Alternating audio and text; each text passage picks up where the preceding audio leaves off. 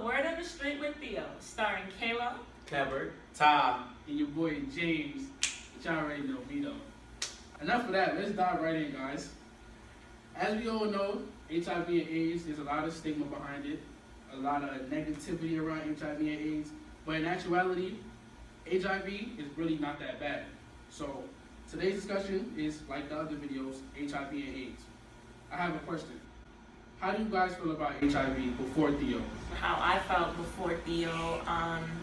HIV never really came across my mind. Like, it wasn't something I thought about every day.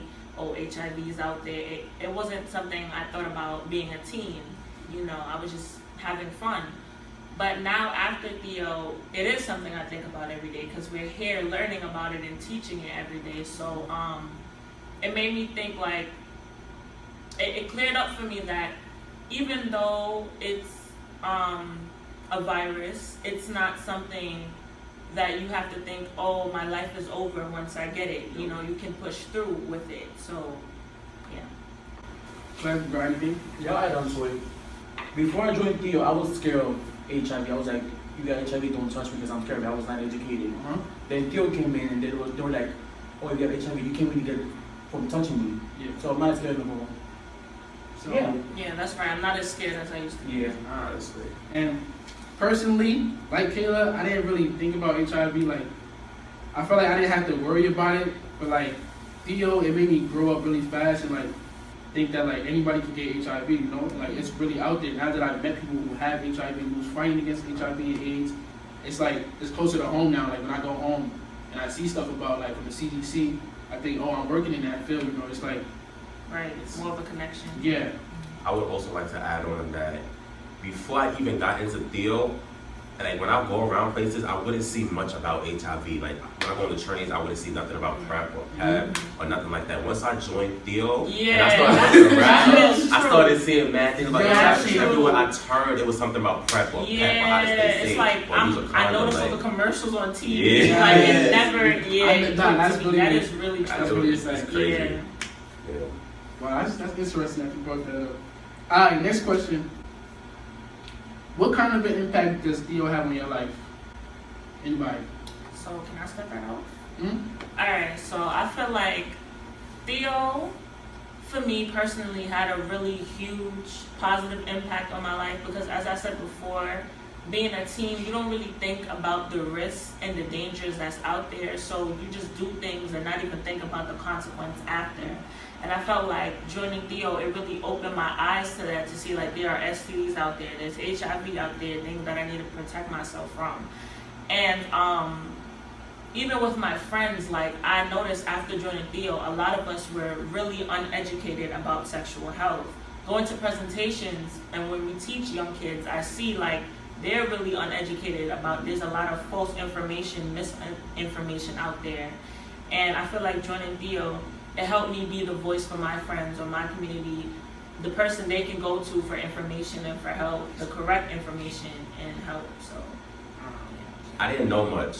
I mean, a lot of us didn't know much. A lot of people, when we go to school, yeah, we learn about sex and all that, but we don't learn a lot about sex. About the intricate stuff. Yeah, right. that's Like, complicated. Me being gay and all that, when I go to school and I'm learning about sexual health, they're not talking about gay men. They're talking specifically about, heterosexual sex and how you get HIV and STDs through this and that. So I was just sitting back here chilling. I was doing things I wasn't supposed to be doing. And then joining Theo, I learned that just because I'm gay doesn't mean that I'm protected from a certain amount of things. I have the same risk that everybody else is taking. Right. So I guess being around Theo also educated me, and it made me more of a man than I am now than I used to be. I'm not on to Kayla because like, it's true that before I joined Theo, I didn't know nothing about HIV or STD. I didn't even have it in my mind because I wasn't thinking about that. So like, the fact that Theo gave me this knowledge and I could give it to other people, and they could give it to other people is like world changing. We can make a difference in our community today. Yeah, just to add on real quick, yeah, like Todd said, I feel as though like outside of Theo, everything that I've learned like outside of Theo, it's more heterocentric. But like Theo exposed me to a lot of different things. Like I've gone to LGBT summits, I've taught there, I've met a lot of people, and like I know that it's not just heterosexual people that are at risk for HIV and AIDS. So That's one thing. That's one of the impacts that Theo had on me. So yeah, next question. Why do you think there's so much stigma around HIV? This is a big one. This is a good one, actually. Anybody? I'll start off. I think there's stigma because not everybody's educated as we are. They don't think that HIV is sexually transmitted. They think it's like if I hug you and I have HIV, I'm going to give you HIV. Right.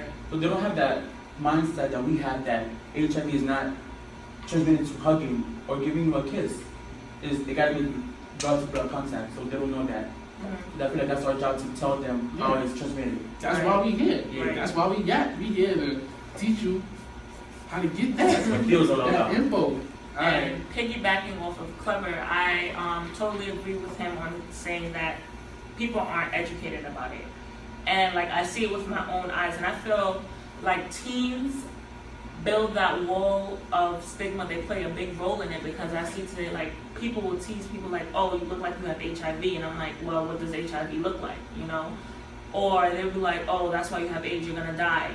And the person wouldn't have HIV or AIDS, they're just saying that and using it as something hurtful. And I feel like doing that, it builds stigma. So people are hearing that like, oh, I don't want HIV, or I don't want to know someone that has HIV because it's such a bad thing.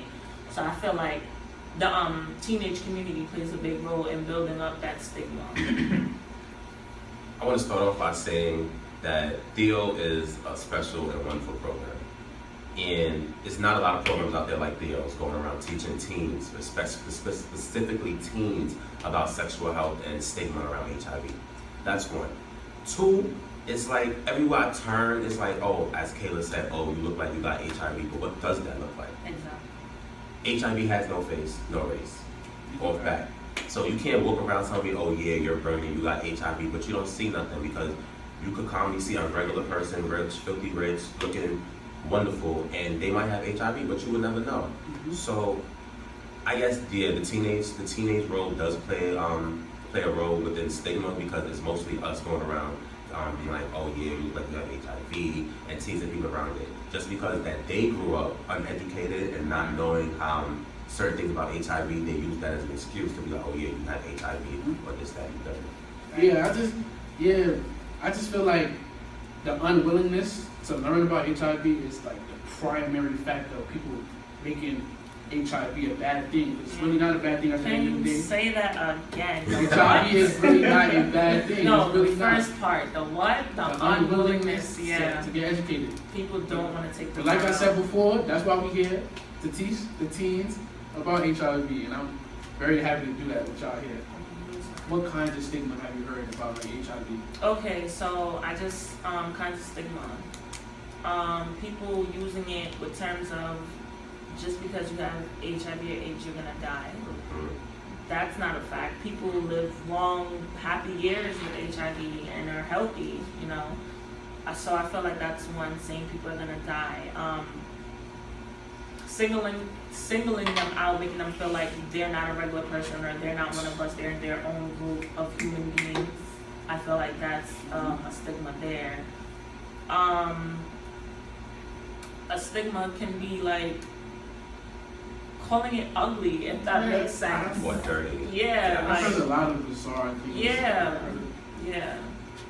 To add on to that, anybody is at risk. Everybody's at risk for HIV. If you aren't protecting yourself, getting educated, getting tested, okay? That's what we want to establish here.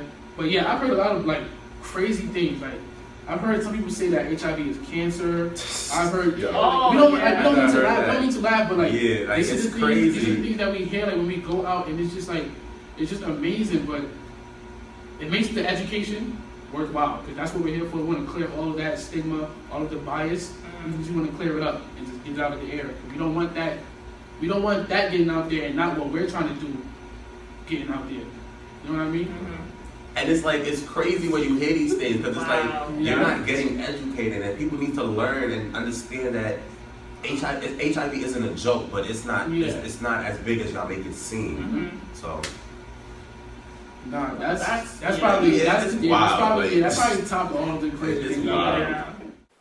Thank you so much for watching one of these installments on our World AIDS Day social media campaign for 2016. We hope to see you at our World AIDS Day event on Friday, December 2nd, 2016 from 4 to 7 at 395 Lenox Road, Brooklyn, New York 11203.